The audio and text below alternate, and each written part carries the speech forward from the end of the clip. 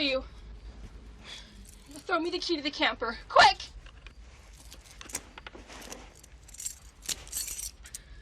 Now get out of my way. Don't be silly. That thing could go off. I said move! Oh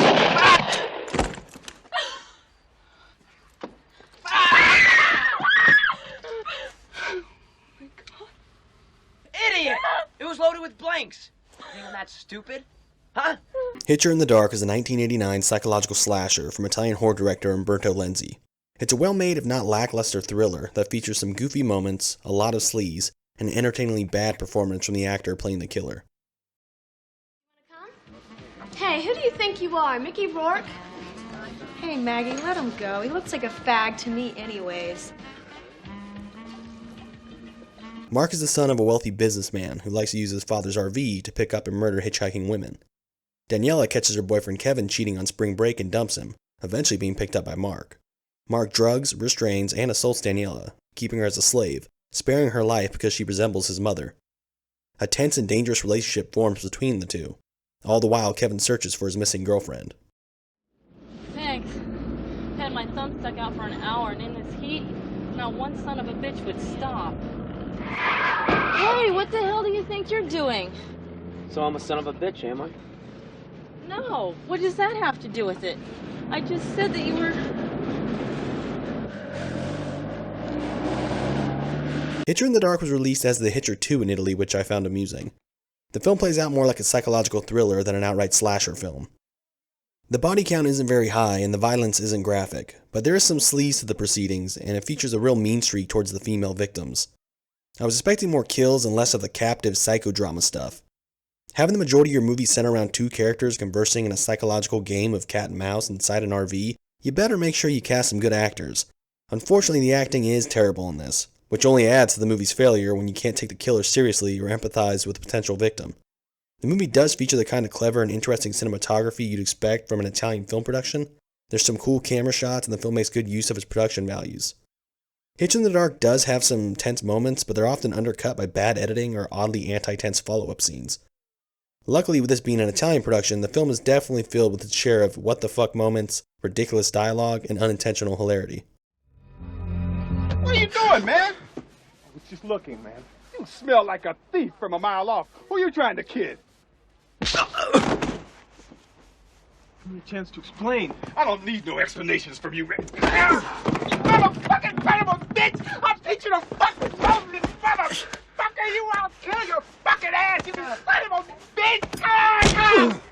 Now the real highlight of the film is watching actor Joe Ballo as the killer rich boy Mark. He's a clean-cut dude who wears aviators and likes to take Polaroids of his victims. He doesn't have much of a personality and doesn't come off as very interesting, but the dude's acting is awesomely bad. Every now and then you come across a performance that is so wooden and lifeless it actually elevates the character. His performance is somehow effective despite the lack of acting from Ballo. There are some moments where he takes it over the top, like a scene where he can't get a boner when trying to sleep with Daniela, but most of the film he's in mannequin mode. I'm sorry.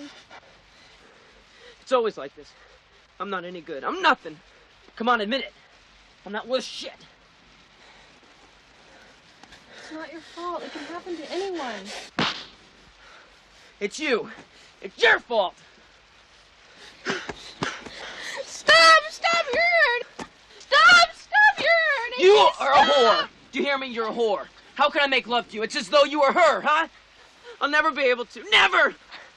The film has one of the lamest endings of all time. There's a twist you see coming a mile away that involves the presumed dead Daniela getting revenge.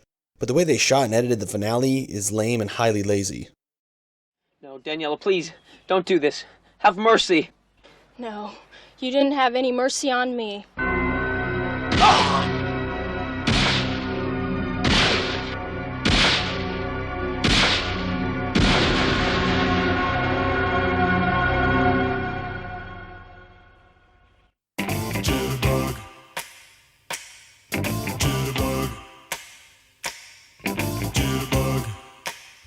That's it?